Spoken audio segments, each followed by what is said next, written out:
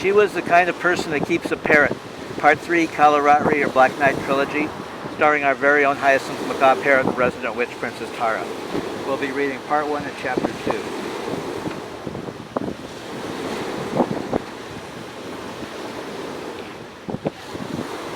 Michael snickered under his breath in an envious sort of way, watching the likeness of Kay strip off Jason's clothing. Charlie nudged Michael's arm with his elbow, throwing in a disapproving frown. Michael glanced at Charlie. Michael pumped his thumb over his shoulder. Jason is lowering himself into the pool. Charlie turned to look. Where'd he go? He queried Michael. Right there. Michael turned to point toward the pool. What? He grunted perplexed. Where'd he go? Charlie repeated his question, more anxious the second time. Neither Jason nor Kay could be seen within the pool. Kirka and the Taras turned to look. White Tara darted off Kirka's shoulder to loop around the geyser and return. Your friend is not to be seen, White Tara reported, nor is the Black Witch. Michael dashed to the likeness of Kay standing next to the pile of Jason's clothing. Michael put out his hand to grasp her arm, but lost his resolve. Michael dropped his hand. Where did they go? He demanded to know. The likeness of Kay studied Michael without expression. God damn, Michael exclaimed, where did they go? He stuck out his hand to grasp her arm with a bit more determination.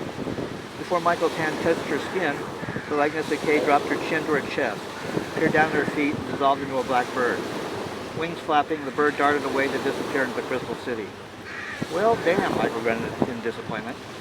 Charlie waved his hand toward the black-granite cohort. Any of you care to tell us what the hell is going on? He called out. The statues came to life. They dropped their chins to their chests.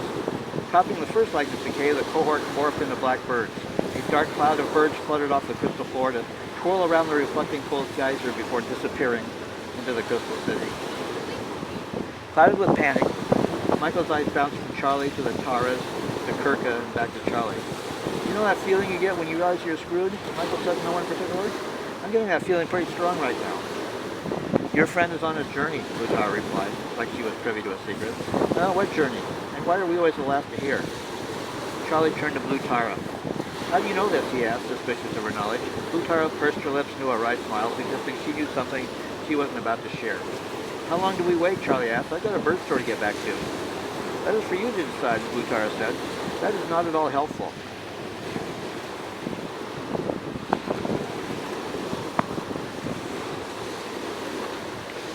What do we do? Michael pressed Blue Tara. He threw his hands into the air in frustration. There's none of these bird people to enlighten us. A songbird's twittering leaked out of Blue Tara's jacket pocket. Kirka jumped, her face bright with excitement. Pull Jean out, she exclaimed. Let me try again. Are you sure? Blue Tara asked. There is no one around, besides you all, to stare at me, to pressure me. Blue Tara's hand slipped into her jacket pocket. She pulled out her hand, rolled into a fist. Blue Tara stretched out her arm to Kirka, her hand open. Chirping, wings fluttering, the bird hopped from Blue Tara's hand to the floor at Kirka's feet. Kirka bent down to touch the bird's head. Jean popped into being. Kirka recoiled a step. Her eyes and mouth gaped open in surprise. What did you do? Jean screamed, her face pale as unbleached newspaper. Jean's hand swung up. Jean's fist struck Kirka's chin with a bone-crunching thud. Squawking, White Tara leaped into the air. Kirka crumpled to the crystal floor, eyes wide open but unseen. Michael dropped to Kirka's side. He grasped Kirka's shoulders. Why did you hit her? He cried out, staring up at Jean. Michael's eyes swept down Jean's naked body. Jean's eyes followed Michael's down her naked body. Where are my clothes? She screamed. Jean twirled about, searching for something to wear. She spotted Jason's clothing. She snatched the clothing off the floor. Jean turned back to Kirka. Did you turn Jason into a toad? Kirka groaned. She regained consciousness. She pushed herself up on her elbows. Kirka stared at Jean. Why did you hit me? I tried to save you from that witch. Where are my clothes? Jean repeated her question, each word more heated. Where's Jason? Apparently your friend is indisposed, Charlie replied. He nodded at the clothing in Jean's hands. In the meantime, you might want to wear his clothes, unless you prefer going one after all. Michael laughed. Jean's face turned red as red Tara's skin. Jean dived into Jason's clothing. Blue Tara, Abigail helped Kirka to her feet. Why did you hit me? Kirka whimpered in pain, rubbing her chin with her fingers. You turned me into a toad, Jean muttered, slipping Jason's polo shirt over her head. I turned you into a bird, not a toad. Tears dribbled down Kirka's chin. Oh, Jean stepped to Kirka, a sheepish look across her face. I thought you were going to squish me. I would never do that, Kirka huffed. I tried to help you. Callie will punish me for what you did, Jean protested. White Tara alighted on Kirka's shoulder. Allow me to help you with that, my dear. The parrot rubbed her beak against Kirka's chin. Kirka's face brightened. Smiling, she craned her neck to parrot White Tara. Why, thank you. I feel much better. Kirka glanced at Jean. I wish people would stop trying to shoot me or hit me. Jean's mournful brown eyes gazed at Kirka, more apologetic than any words. What do we do now? Charlie asked, looking to the Taras for an answer. Wait, Jean interjected. She tugged at Jason's clothing that she wore. Where is Jason? Jason dived into the pool to rescue Kay, Michael commenced replied. Not again, Jean exclaimed, anger coloring her words in her face. She turned to peer into the reflecting pool. And then they just disappeared, Michael added. I've got a store full of birds to take care of, Charlie protested. Just how long do we wait for your friend? And what about Callie? Michael added, his voice nervous. What about Callie? Jean asked. Kirka did turn her into a toad. Charlie chuckled, nodding at Kirka's boots. Kirka lifted her foot to show Jean the sole of her foot. She got squished. Seems like Callie ought to be showing up any time now, Michael continued, and I think she's going to be really angry. Isn't the witch squished? Charlie insisted. Jean, Michael said. Jean shrugged. How would I know?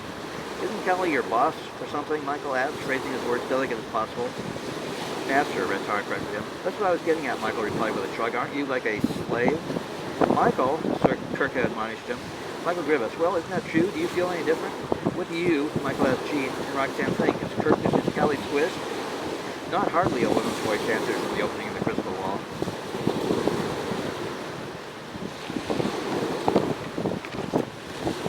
The Argonauts twirled to see Callie stepping onto the crystal plaza, not the four-armed witch with a necklace of shrunken human heads dangling across her breast, the two-armed regent of Seattle with a necklace of carved ivory talismans that resembled human heads, dark blue skin that seemed to suck light out of the crystal city. Not a sword in her hand, but her midnight blue wool business suit she wore before Kirka turned her into a toad. Callie held her heels in one hand. She shook out the clothing she grasped in her other. Callie stopped in front of Jean. You belong to me, she said, a simple statement of fact. Callie commenced to slip on her clothes. Don't get dressed on our account, Charlie quipped. Callie's fiery red eyes glared at him. Charlie pumped his shotgun. That we shall die we know, 'tis but the time and drying days out that men stand upon. Huh? Charlie grunted. Michael snapped his fingers. He pointed his hand at Callie. Come, let us take a muster speedily. Doomsday is near. Die all, die merrily, he quipped. Charlie and Kirka and the Taras turned their heads to stare at Michael. What? Michael protested. You try conjuring up a witty Shakespeare quote off the top of your head. Stepping into her heels, Callie slipped her arms into her suit jacket. She stretched out her hand to Jean. Callie's burning red eyes flicked down and up Jean's body. The apparel oft proclaims the man, she joked. Michael glanced at Jean. I'm not sure, but I think she insulted you. You know she did, Charlie laughed. Jean's eyes stared in fright at her own hand reaching toward Callie's. Blue Tara stepped between the two, one hand grasping Jean's arm, the other her battle axe. This one belongs to us now, Blue Tara cautioned. Callie's eyes smoldered red-hot with anger. We can do this the easy way or the hard way. What's the hard way, Charlie asked. Harder than the easy way. Jean attempted to step past Blue Tara. Abigail seized her arm to restrain her. You no longer serve the witch, Abigail said. Jean tried to yank her arm out of Abigail's grasp. I must return to the one I served, Jean insisted. Blue Tara put her hand at Jean's chest.